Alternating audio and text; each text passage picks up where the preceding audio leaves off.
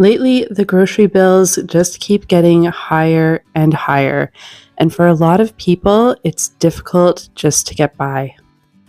And with the talks of a recession, things don't seem to be getting much better. So now is the perfect time to be focusing on learning great meals that can pull through in hard times.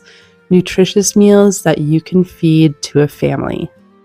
So today I'm going to show you some easy and nutritious meals that you can feed to your family that are very budget friendly and can get you through any hard time.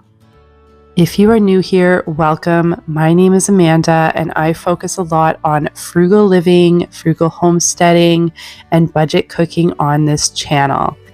If that interests you at all, make sure you hit that subscribe button and check out my playlist for some great ideas. I'm starting off with a nice and creamy leek and cauliflower soup. I started with dicing up 1 medium onion as well as 2 garlic cloves, and right now I am adding in 2 leeks that I've just chopped up roughly. And I'm also going to take 2 heads of cauliflower and pop them into this soup. Now, these cauliflowers have been sitting in my fridge for about a week and they were needing to be eaten up, so I thought this was a perfect idea for today. After I get the cauliflower in the soup, I'm going to go ahead and add in my broth. This broth is home canned. I've shown it on other videos where I will take the bones from any chicken that we have used and I will boil that up and make a nice bone broth out of it, and then I can it. So I always have this nice budget friendly bone broth on hand. So I add 2 jars of this bone broth to my soup, and then I'm going to go ahead and add in a can of pinto beans. Now cannellini beans are best for this, but pinto's just fine. It adds extra protein and it also helps the soup to be a lot creamier. So I simmered this soup for about a half an hour until everything was nice and soft, and then I took my immersion blender and blended it right up. You can also stick it in a regular hand blender as well and just make it nice and creamy. This was a beautiful, delicious soup. I have a family of 4. It fed us for dinner, then for lunch, and then I actually was able to still freeze some, so it made a lot of food. We went ahead and had some homemade bread with this soup, and it was so delicious. The next day, I decided to make a version of the red beans and rice dish. So I had an old ham bone that I had frozen for a day like today, and I took it out, added it to my slow cooker with 2 pitchers of water just to cover it, and then I got it simmering while I got some vegetables ready. So I'm just going to chop up 1 medium yellow onion. I always keep the scraps from any of my vegetables to make broth with. Then I'm going to add my onion, and instead of red beans, I had a can of soup bean mix, so I'm adding that in. I also have some home jarred carrots that I'm adding in. You can go ahead and add fresh carrots if that's what you have. And then I'm just going to add 2 cups of rice to my slow cooker. Now I let that go on low for 6 hours. And that way everything was cooked really nicely and all of this ham just fell right off the bone. So this was all the extras and I was able to cut that up and get that into the dish with the rice and veggies. So I actually got pulled away and ended up leaving the rice in the slow cooker a lot longer than what was intended.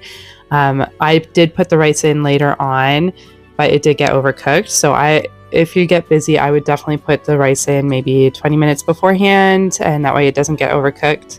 My family really doesn't mind mushy rice, so this is the dinner we had. It was really, really good. I added some hot sauce to mine, and it was so delicious. This was a hit for sure. But this is a great budget-friendly way to use up some extra meat and bone that you have around, and beans and rice are always a budget favorite. So the next day I decided to do a fun one for my kids because their absolute favorite budget meal is definitely pancakes. So breakfast for dinner is always just a fun switch on things. The kids absolutely love it. We've done eggs and toast and bacon for dinner as well, but eggs are definitely not budget friendly as much as they used to be. So I am going to do up some pancakes, and my kids were so excited about this. This is also really great if you have allergies or if you are plant-based.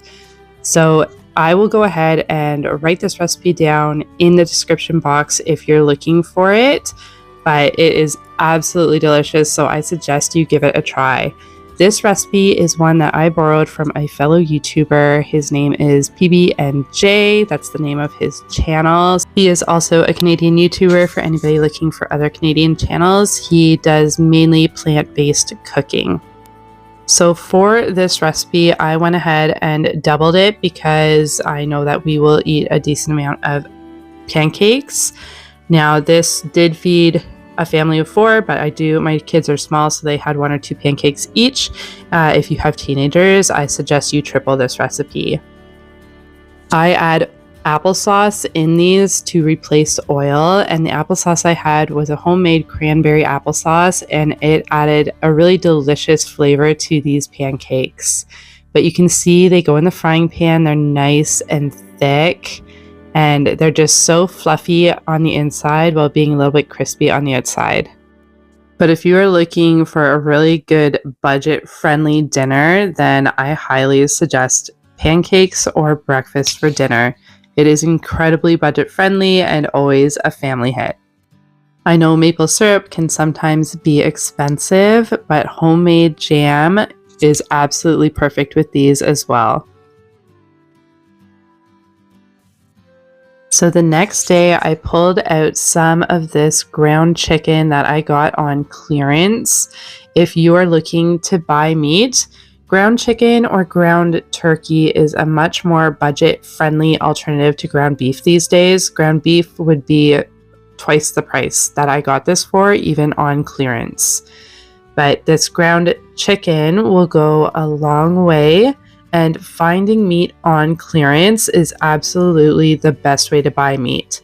I typically find on the Tuesday or Wednesday before the new flyer comes out is when my store will start putting the stickers on. So that's when I will go in and check out to see what is on clearance. I was originally going to do a stir fry with this, but I changed my mind in the morning and decided to do some chicken burgers.